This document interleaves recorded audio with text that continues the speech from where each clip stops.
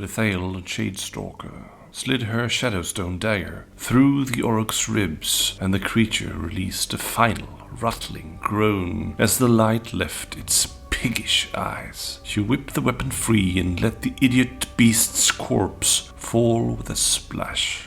As she turned back to her Shadowkin, who had been fighting at her side mere moments ago, Shadestalker felt a subtle shiver of vertiginous unease. The feeling was so indistinct that she almost ignored it. Instead, she froze on the spot, leg extended. Only Shadestalker's preternatural instincts and perfect balance saved her. The coralloid steps before her had transformed into a plunging pit of blackness, water cascading around its slimy edge. Her foot hovered over the abyss. She had almost plunged headlong into that nothingness. Were there eyes down there in the nothingness, peering back at her with a limpid alien hunger, or was it simply a trick of the shadows? Mistress? Greyblood's rasping voice snapped her out of her reverie. The male's eyes were averted. It was forbidden for one of his rank to look upon a Shroud Queen's mask without permission, but she could hear the concern in his voice nonetheless. Slithael regathered her senses, letting the shadows cloak about her, and trusting in her innate connection to the mists of Algo. When she looked again, there was no abyss, only a winding, shell-strewn stairway, littered with the corpses of slain greenskins. For a moment, the ever-present drip of water sounded to her ears like distant laughter. Some waking presence observes our progress, Slithael said. We are drawing closer to the source. Our quarry cannot be far. Do not trust your eyes, for nothing in this place is what it appears.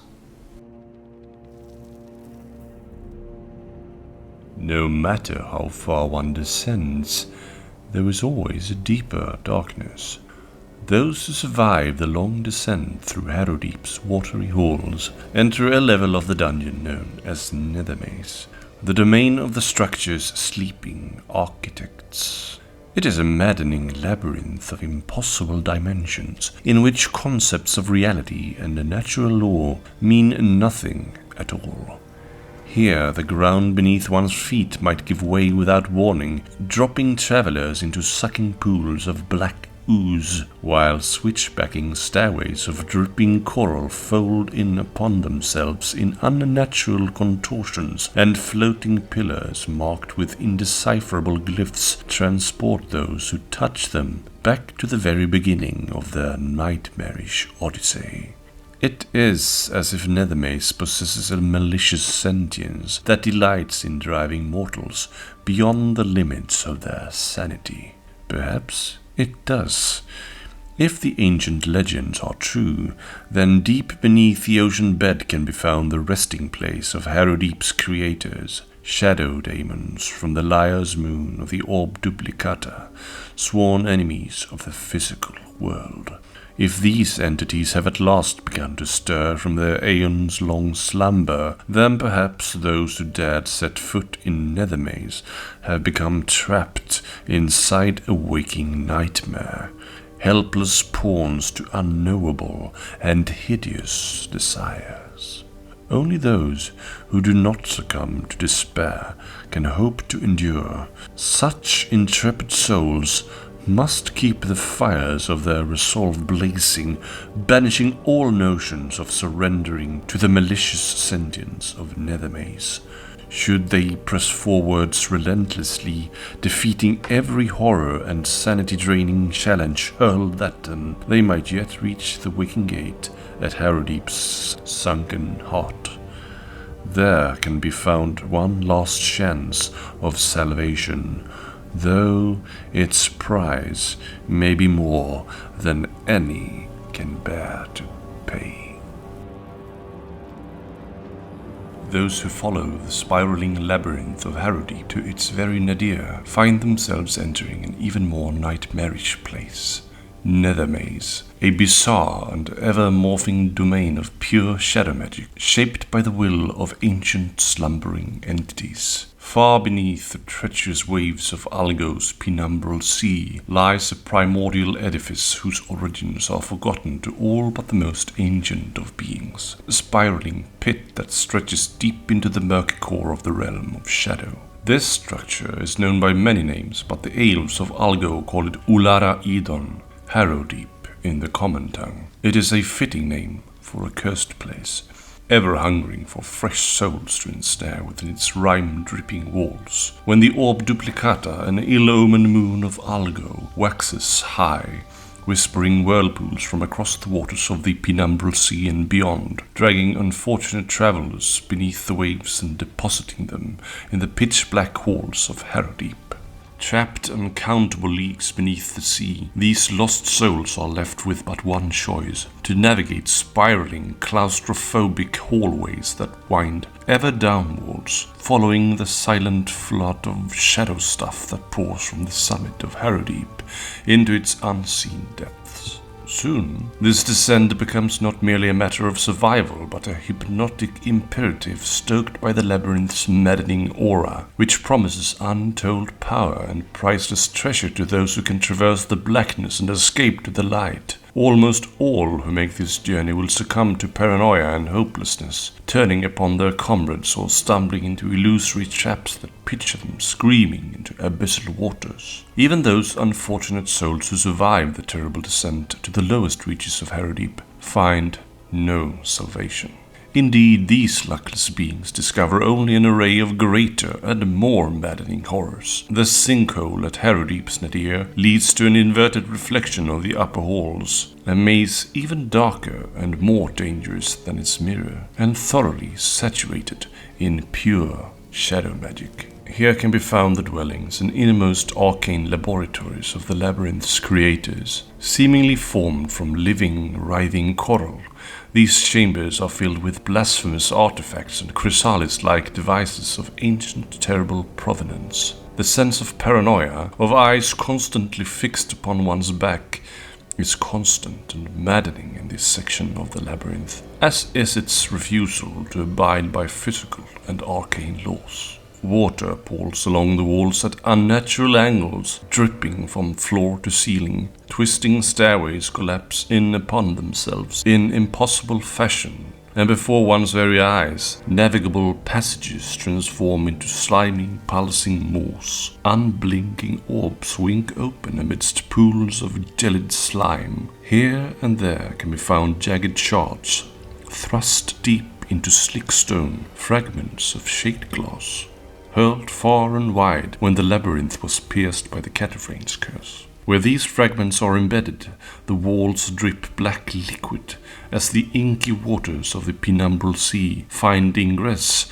along with oozing boneless creatures from the ocean floor. They settle into thigh-deep pools that travelers must wade through, feeling the slimy caress of unseen tentacles curling around their sodden boots. Perhaps the violence of the curse's shattering stirred the sleeping architects of Harrowdeep from their slumber, and in turn awoke the NETHERMAZE itself. The domain's nameless creators drink deeply from the despair of those sealed within, delighting in driving adventurers to madness by luring them into sadistic traps. Many of these are lethal in nature, but some are subtler creations, such as the hovering arcane glyph stones. Those who stray too close to these are magically transported back to the summit of the Silent Stair, the very spot from which they first began their journey. Many travelers cannot stand the descent a second time and simply collapse into the ground,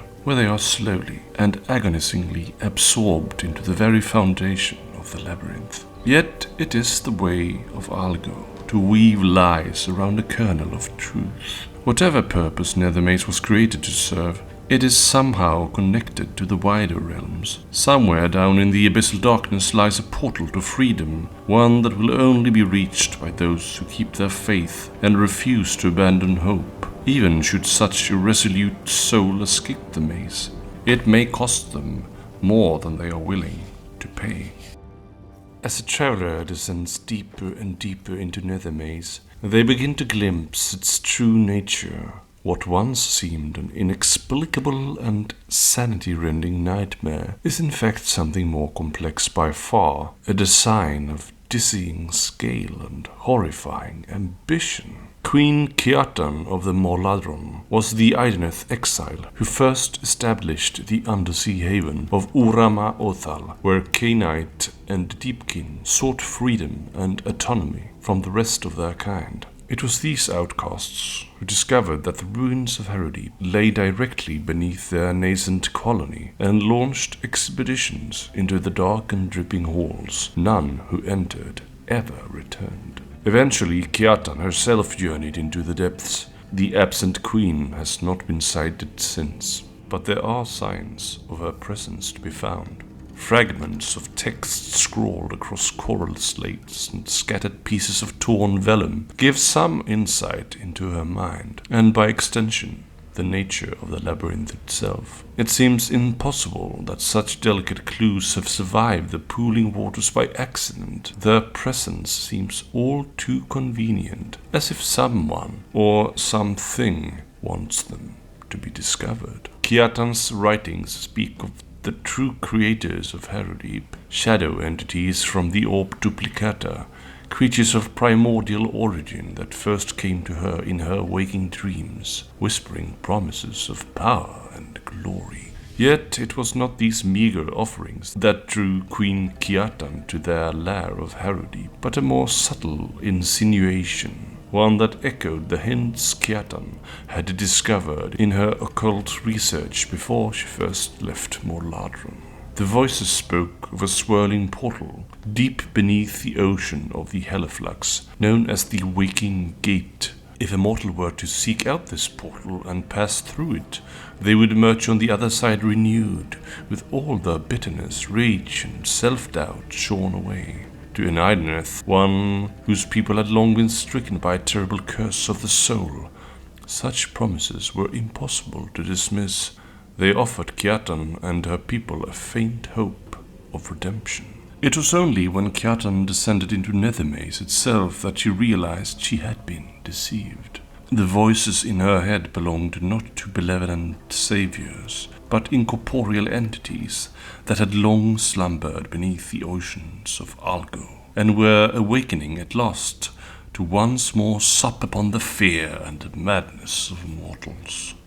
Indeed, such was their dreaming power that darkest levels of NETHERMAZE morphed and shifted according to their whim.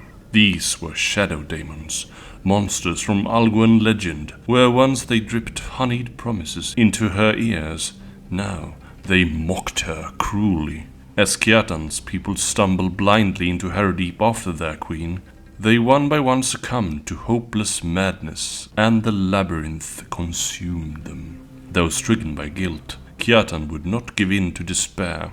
Amidst the lies and deception spoken by her tormentors, she sensed a glimmer of truth. These parasitic entities were, in part, fueled by the nightmares of lesser beings, and for centuries they had delighted in feeding upon the terror of those who fell into their clutches.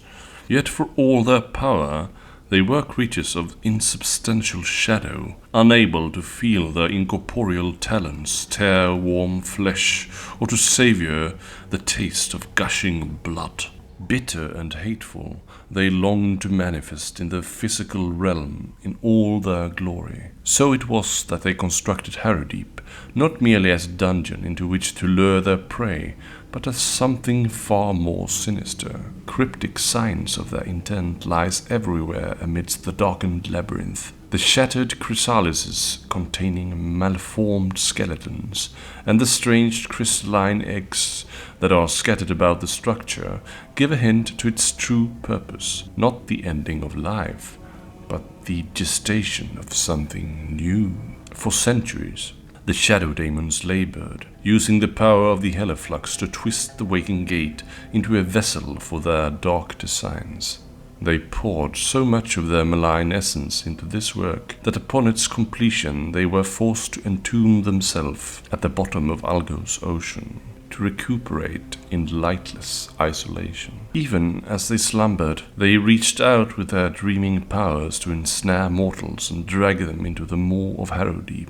For the living were a necessary catalyst for the next stage of their plan. Those who wander the halls of NETHERMAZE are nothing more than subjects in these dark experiments. With every step that takes them closer to the Waking Gate and freedom, they come nearer to fulfilling the Shadow Daemon's unspeakable desires.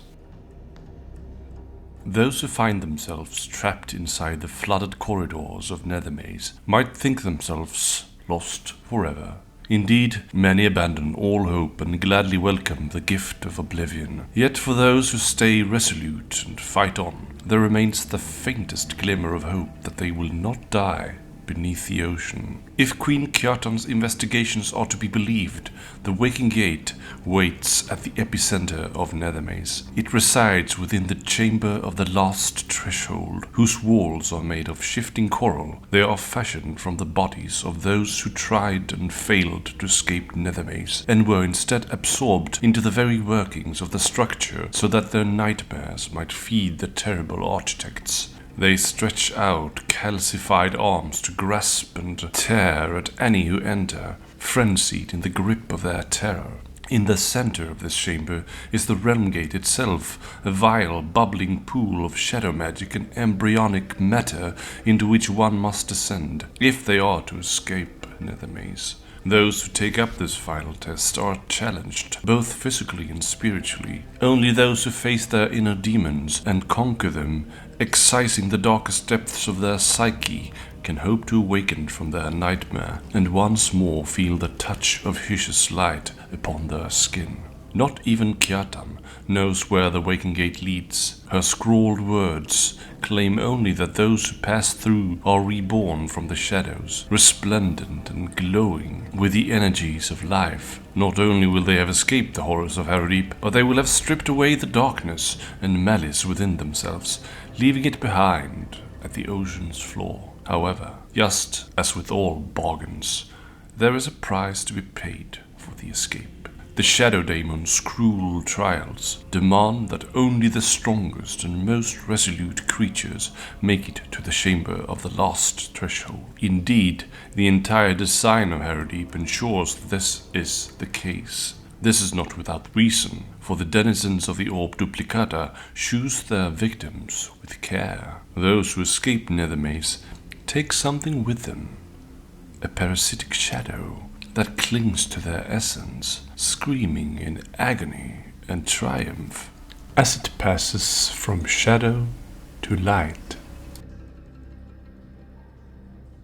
Gwynn Ironsoul awoke to find herself drowning. Icy liquid seeped into her throat as she kicked and gasped. Her eyes opened, but there was nothing but darkness all around. Was this death, as mortals knew it, final and inevitable?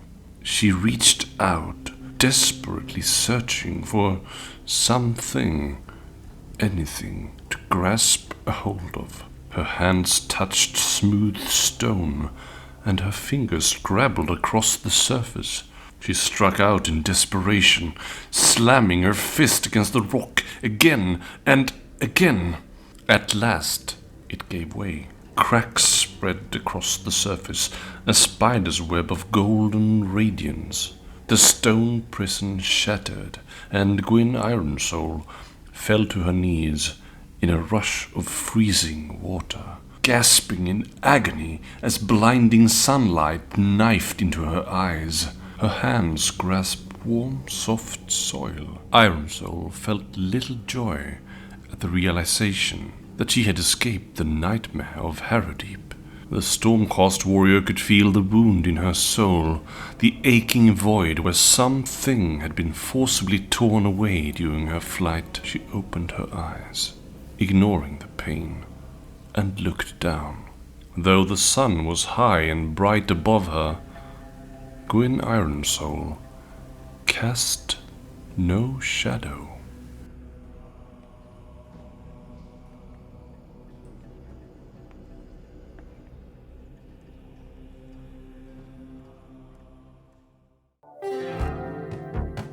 This is Mats again, chiming in to thank you for watching the video. Please don't forget to subscribe, like and comment, and to not miss out on future content, ring the bell as well. And if you really liked this video, feel free to click the thanks button just below this video. And if you want to support me even further, you can now become a channel member and claim the title of Critical Focus Fan. Until next time, take care, bye.